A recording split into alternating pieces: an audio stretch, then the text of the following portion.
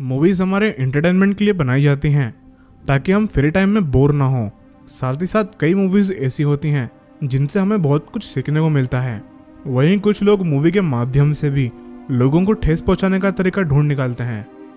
आप शायद ये बात जानते होंगे कि दुनिया में 4200 से भी ज़्यादा रिलीजन्स मौजूद हैं। 2020 की एक रिपोर्ट के अनुसार दुनिया में 31% क्रिश्चियंस, 25% मुस्लिम्स, 16% ऐसे लोग जो किसी भी धर्म को नहीं मानते हैं यानी कि नास्तिक लोग, इसके अलावा 15% हिंदू और 6.5% बुद्धिस्ट हैं।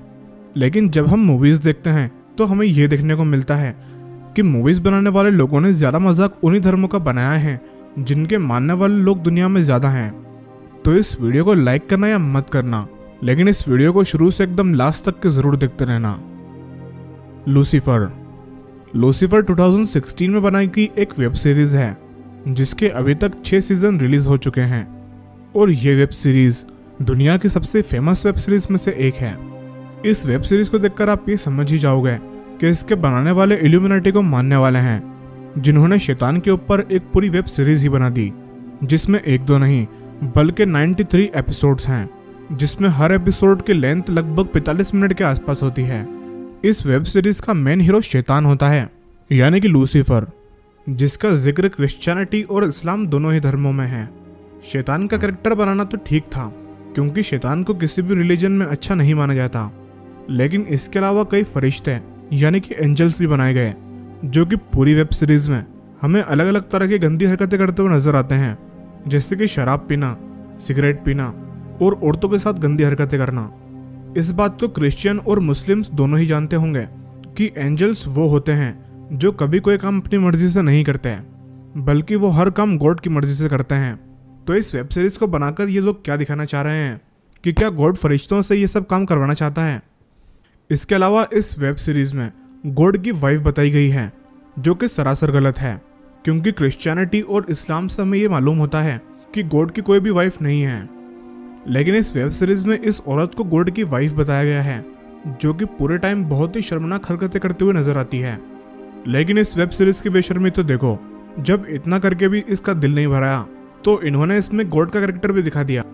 इस वेब सीरीज़ को देखकर कोई भी ये कह सकता है कि इसको बनाने वाले लोग शैतान के मानने वाले हैं। The last temptation of Christ. इस मूवी का नाम सुनकर आप ही समझ गए होंगे कि ये मूवी जीसस क्राइस्ट के ऊपर बनाई गई है, जिन्हें क्रिश्चियनिटी में लोग गॉड का बेटा मानते हैं। लेकिन धर्म का मजाक बनाने वाले लोगों ने जीसस को भी नहीं छोड़ा।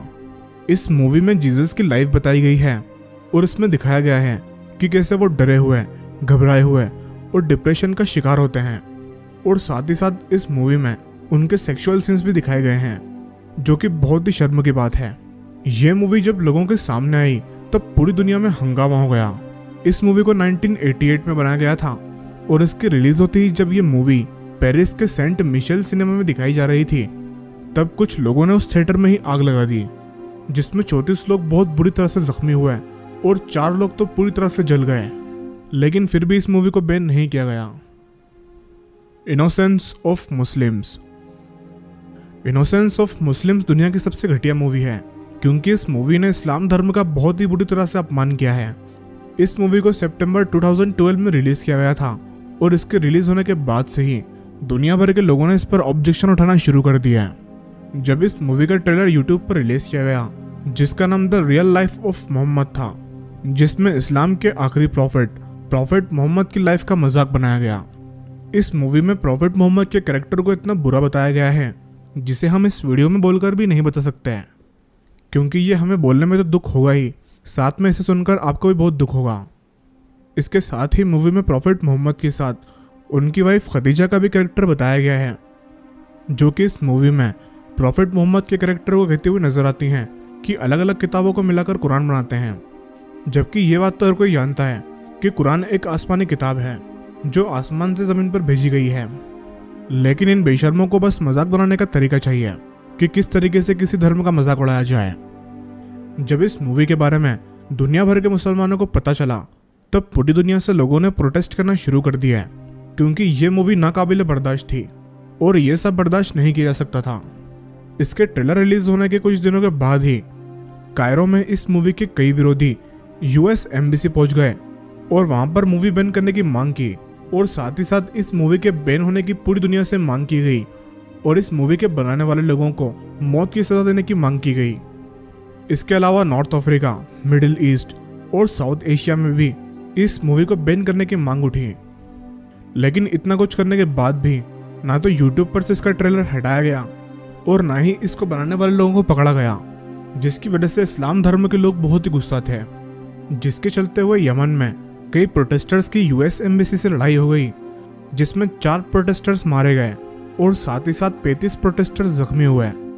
इसके अलावा ट्यूनीशिया में भी कई प्रोटेस्टर्स यूएस एम्बेसी की वॉल चढ़कर अंदर घुस गए और एम्बेसी से लड़ते हुए 4 प्रोटेस्टर्स मारे गए और 46 लोग बुरी तरह से इंजर्ड हुए।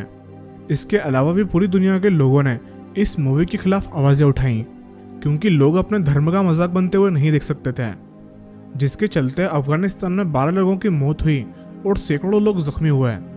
पाकिस्तान में 23 लोगों की मौत हुई और 280 लोग जख्मी हुए और एक पाकिस्तानी मिनिस्टर ने तो इस मूवी के राइटर और प्रोड्यूसर नाकोला को जान से मारने के लिए $1 लाख का इनाम रख दिया। लेकिन प्रोड्यूसर काफ़ी टाइम तक छुपा रहा, लेकिन पुलिस ने जल्दी उसे ढूंढ लिया और नवंबर 2012 में इसे मौत की सज़ा सुना दी गई।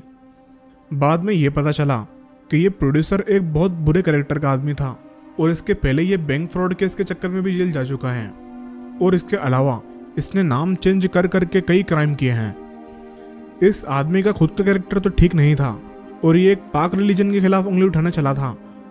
पता नहीं लोग मूवी में एंटरटेनमेंट के बीच धर्मों को क्यों ले आते हैं। आमतौर पर ऐसा देखा जाता है कि ये लोग या तो इल्यूमिनाटी के लिए काम करते हैं या तो ये अथीस्ट होते हैं, जो कि किसी भी धर्म का मजाक बनाने से पहले एक बार भी नहीं सोचते हैं कि इससे लोगों को कितनी ठेस पहुंचेगी।